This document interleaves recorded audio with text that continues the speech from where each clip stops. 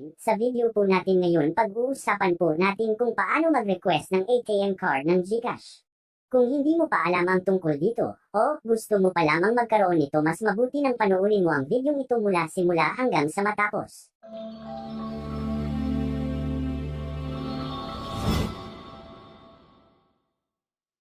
Ano nga ba ang GCash card o ang Mastercard ng GCash?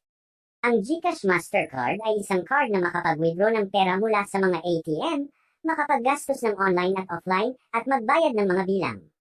Ang card ay makakapag-link sa iyong GCash account at makapaggamit sa mga transaksyon sa labas ng bansa.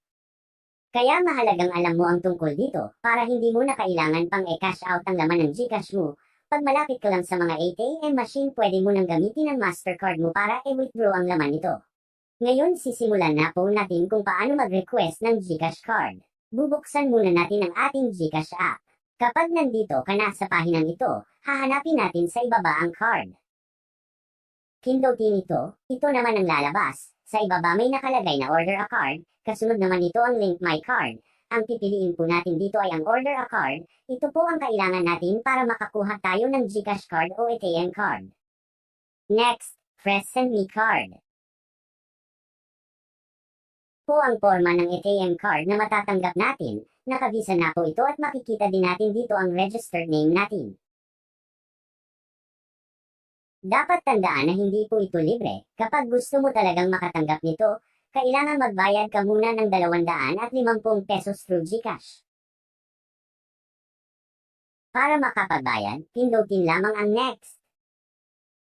I-type naman natin dito ang delivery information natin, ang recipient name, mobile number, delivery address, municipality, barangay, zip code, house number, street address, at ang landmark. Optional lamang po ang landmark. Kapag na-fill upon na po lahat, pindutin lamang ang next. Order successful na po. Your order will be delivered soon. Makikita po natin dito ang expected delivery time. Kung sa NCR ka, 4 to 6 business days.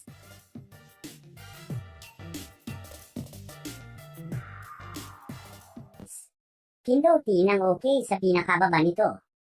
8 days later. Ito na po ang order ko, kakatanggap ko lamang po. Bubuksan ko po ito kaagad para makita po natin ang laman nito.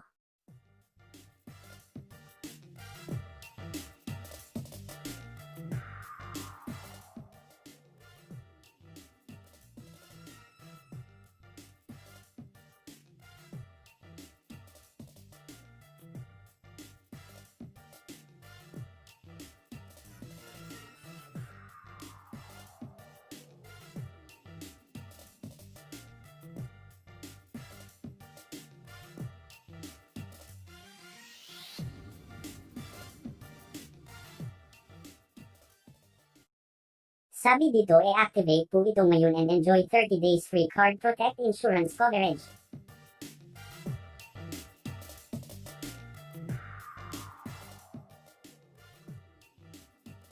Mayroon itong 20,000 reimbursement for unauthorized transaction, at saka may free replacement po kapag accidental po itong nasira o nawala.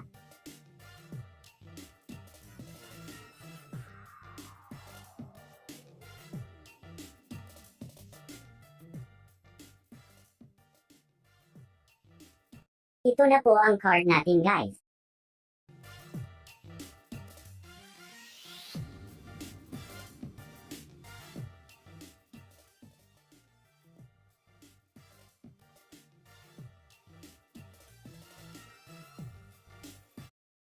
To activate, sundan lamang po ang guide kung paano. Makikita po natin ito dito. Una, bubuksan po natin ang ating GCash app. Pangalawa, look for card icon and tap it. Pangatlo, tap, link my card, at pang-apat ay enter. Bubuksan po natin ang GCash app.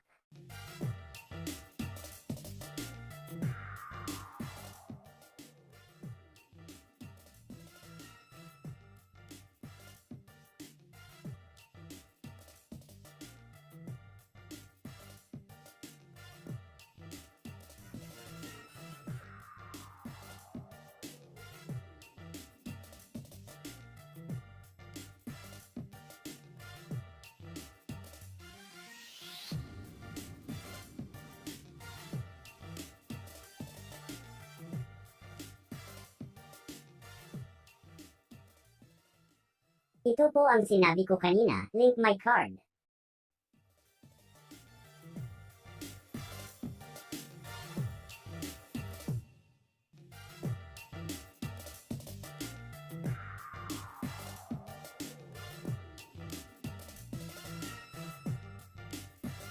Manghihingi po ito ng 6-digit authentication code, ilagay ang code, and din submit.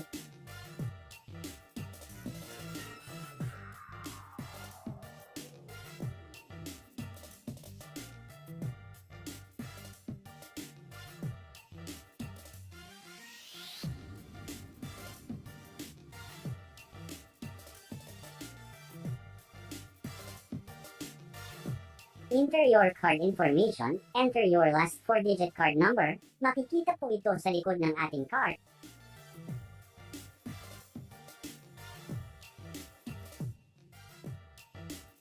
Next naman, ay ang virtual account number na makikita din natin sa likod ng ating card.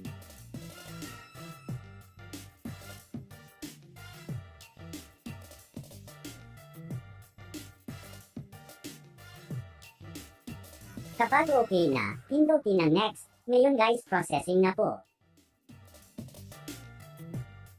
Your GCash card is now linked.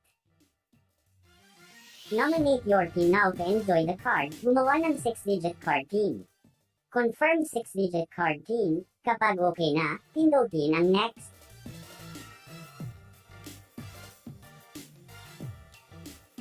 GCash card link na po. Pindutin ang okay. Hanggang dito na lamang po guys. Maraming salamat sa panunood.